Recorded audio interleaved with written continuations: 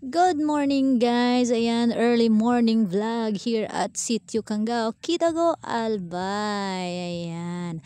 At super aga ko nagising for today's video. Oo, dahil may pasok ang aking Junakis. Ayan. Maaga akong nanguha ng lada o sili sa Tagalog. Ayan. Nanguha po tayo dyan kasi sobrang dami naming tanim na sili sa aming bakuran. Ayan. Kapag may mga sobra-sobra, ayan, pwede naman tayong mamigay, 'di ba? Kahit 5 lang. Ayan, pampansit. Ayan, as you can see, namimitas ako diyan. Siyempre may humihingi po, kaya siyempre pagbibigyan po natin. Ayan na, marami-rami na tayong nakuha. Ayan.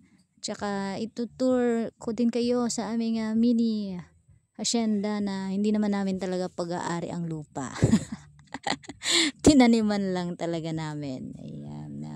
Ayan, kung nakikita nyo, ang dami naming kamote, sweet potato, at ayan, isa pang sili, puno ng sili. Palibot kami dyan ng puno ng sili guys. Ayan, kung makikita nyo. Ayan. Sige, kunin natin yung mga hinog-hinog dyan, pati yung mga green. Yung iba dyan kasi, mga, kinain na ng mga insekto. Kaya, kailangan nating kunin. Yan. Yan ang ating kamote. Ang ating gabi, kahit umaga. Umaga naman, pero may gabi tayo dyan. Yan, apay, sa mga may hilig ng apay.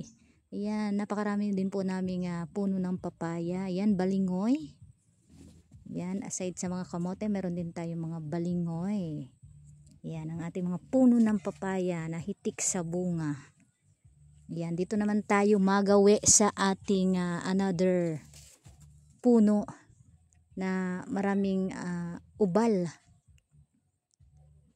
Ubal na sili. Ayan, medyo anghang-anghang yan. Yan. Sige. Pero wag natin masyadong ubusin kasi you know what guys, si Julius nagiging dragon yan kapag wala siyang nakakain na sili kada kain niya, every meal. Kaya kailangan may tinitira pa rin tayo para sa kanya. Ayan. At ayan na nga. Ayan. Alam nyo ba to? Itong puno na to. Yan ay kanyus. Namumunga lang yan kapag January. Ayan. Namumunga lang yan kapag January. Masarap yan para sa may mga arthritis. Yan. At yan naman ang ating mga natuyo na mga veins. Ayan. Ng percolis. Tuyo na yan. At saka ayan pa. Mga natuyo na siya guys na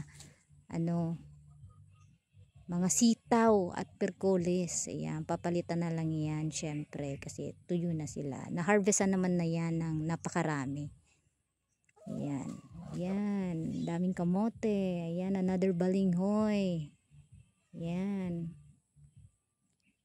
Kapag gusto nyo ng balinghoy, ayan, yung papaya na abot kamay lang natin. At ayan masyadong mataas yan. Yun, yung isa may hinog-hinog dyan guys, dyan sa isa. Yan. Yan po ang aming palibot ng bahay.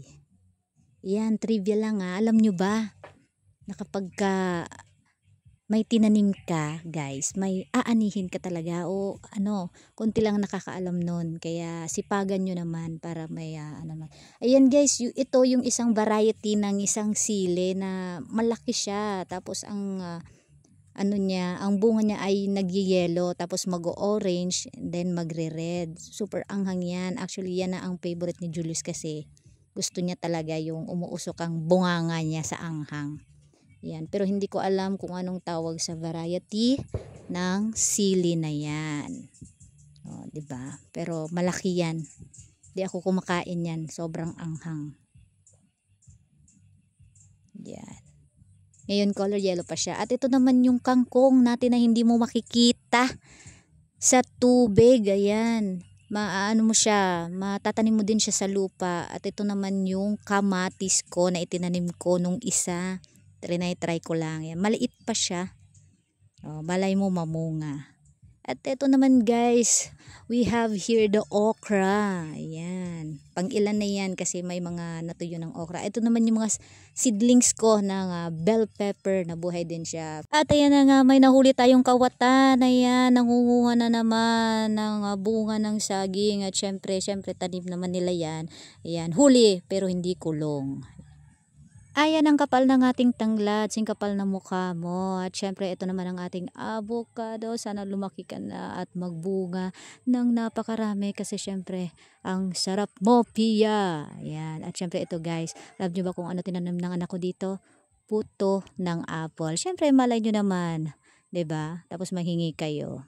Ayan, malunggay, pampahaba ng buhay. Ang kakalagay lang niyan kaya hindi pa masyadong makapal ang kanyang dahon. At syempre ito naman ang ating bayabas. Ayan, kumuha ko dyan ng isa kasi nga ini-LBM ako. Syempre meron naman tayo ditong lubi-lubi. Yan. Masarap naman yan kaso hindi ko masyadong bet. Alright, ito naman ang aking luya. Yan, favorite ko yan sa aking pamamao. Syempre, singer tayo. Ito guys yung sinasabi ko sa inyo kanina na variety ng isang sili. Ayan, nag-orange tapos magre-red coming from yellow. Super anghang, grabe. Ito guys, seedling ng avocado. Ayan, dalawa yan. Katabi ng kamatis. Actually, may langka din kami kaso nandun sa kabila. Ito guys, sa likod ng bahay, ayan, guyabano tree. Ayan, sobrang dami talaga naming tanim. Sari-sari. Actually, qualified na kami sa kantang Bahay Kubo. Flex ko din pala tong rose na tanim ng aking Shupated. And the orchids, mahilig siya sa mga flowering plants din aside from mga plants ng mga namumunga na mga kung ano-ano. Ayan, super ganda talaga ng mga flowering plants na yan. Ayan, syempre, ayan, hindi rin papatalo, videohan ko daw siya. Ayan, syempre, bida-bida ang ate mo. Ayan, siglang ante. Ayan ang palibot ng aming bahay. Yan, mga tanim niya yan. Ang iba dyan, yung iba kay Papa. At syempre, yan naman ang aming tanawin every morning. Nakaka-relax, grabe pag sa bundok. Yan, yung isa naming motor. Yan, yung isa nandun. Yan, meron pa doon papaya guys. Ayun, pinakamataas. May mga bunga din. Actually, kumuha ako dyan kanina. Ayan na guys, ang ating nakuha. Actually, ayoko na kasi ang sakit na sa kamay. Ayan. Ayan, may mga hinog-hinog.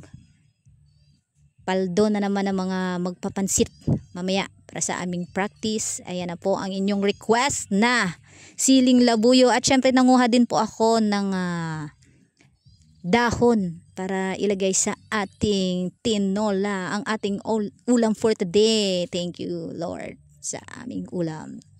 Okay, that's it. Thank you guys sa panonood. Wala lang, gusto ko lang kayong ma-inspire na i-inspire na magtanim din. Hindi na rin kayo bibili at syempre magagastusan pa. Ayan, that's it guys. Thank you for watching.